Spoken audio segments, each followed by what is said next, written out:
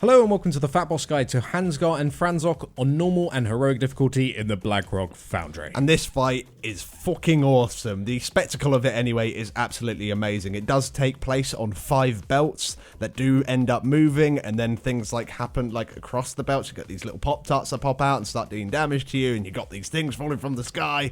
It's nuts. It is an amazing encounter. Props to Blizzard on this one. However, the bosses themselves, not in talking about the environmental damage that's going on, but the bosses themselves are incredibly simple and have very few mechanics, which might be a tiny bit of a letdown. But anyway, let's go straight into the guide. For this encounter, you do want to bring 2 tanks. In a 10-man composition, bring 2 healers. In a 30-man composition, bring around 5 healers. And for the rest of the raid, just mix it up with random DPS. It doesn't really matter too much what you bring. So before we talk about the amazing belts and all the things falling from the sky, we do need to talk about Franzok and Hans'gar. Now, these bosses, you will be fighting them at the same time, and they do have a shared health pool, as well as some mechanics that they share as well. One of the mechanics that they'll use pretty much all the time is Body Slam. When they cast this ability, one of them will jump to a random target, and if it hits that target will receive a debuff for 7 seconds that increases the amount of physical damage they take by 40%, and also when they land, it will just do AoE damage to everyone in the entire room. But it's not a large amount. You don't really need to worry about it that much. You just need to top people up. Now, unfortunately, the player that is targeted by this ability, they don't actually receive a debuff, which is kind of annoying. However, you do receive a little icon above your head. It's like a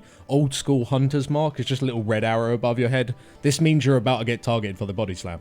So once you are targeted, make sure you stand in no other players and you just get hit. However, if you have some sort of really high movement speed increase or a blink or anything of that sort of nature, you can totally avoid this body slam and you don't get hit by it at all, which means you don't get the debuff, which is really, really nice. And just to note, both the bosses won't be doing this ability at the same time. They're on separate timers for each boss. Another mechanic that they'll do, which is also on completely separate timers for each boss, is something for the tanks to worry about called Crippling Suplex. What one of the bosses will do was pick up the tank that he is fighting and will knock it into the other tank, dealing massive physical damage to both tanks. Now, while you were picked up, you cannot actually do any abilities. So really, because you are about to take a huge amount of physical damage, you need to use your damage reductions before you've been picked up.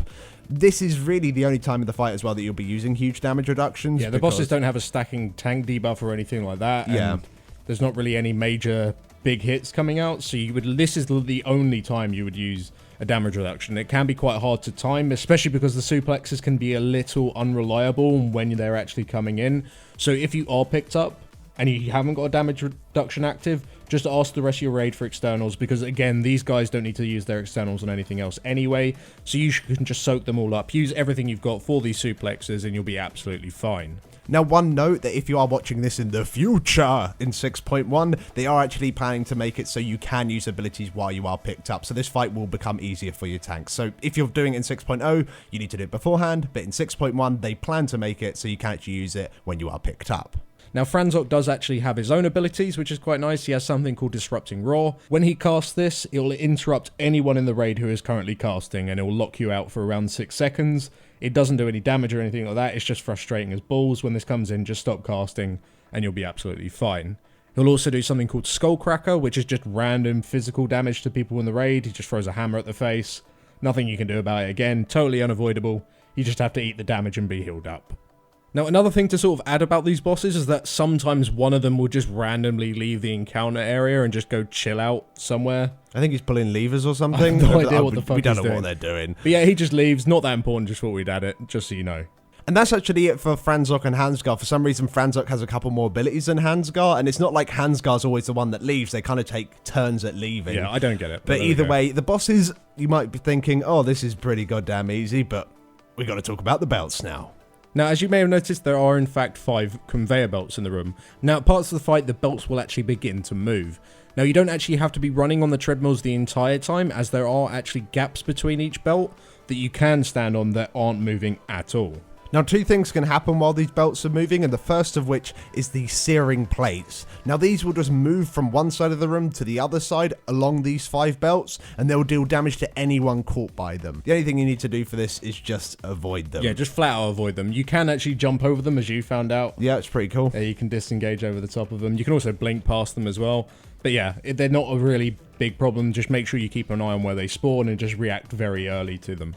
Now, something quite important about these belts is that you can't just stand sort of AFK on them and just chain cast and only move a tiny bit just to avoid one of these steering plates. If you're stood right at the end of the belt where it meets the walls of the encounter area, there is actually fire spewing out of like these grates. If you stand on top of it, of course you take damage. Just stand away from it, and the best place to stand is just to be central as much as you possibly can. And now also on these belts, you'll have to deal with these stamping presses that will crash down from the roof. Now, if you are hit by these, you'll take a large amount of damage, and to be honest, if you're not completely topped off, it's very likely that you'll just flat out die. Now, the first few pulls on this fight, you'll probably think that these stamping presses are actually completely random, or that they only land where players are stood.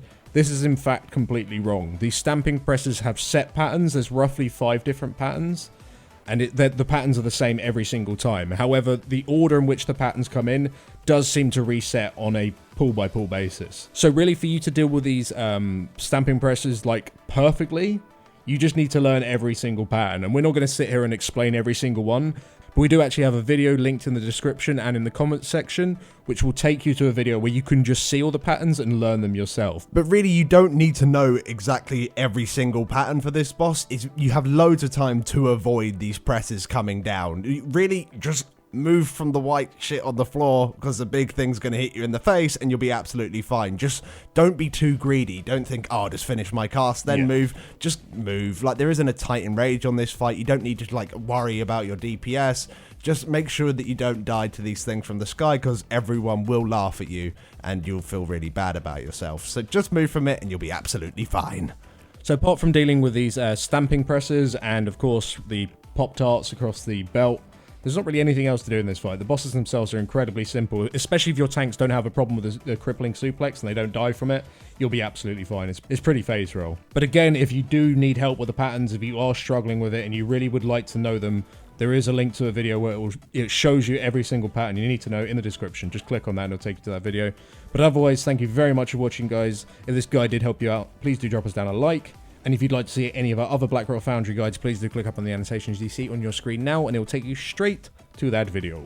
Thanks for watching. Thanks for watching.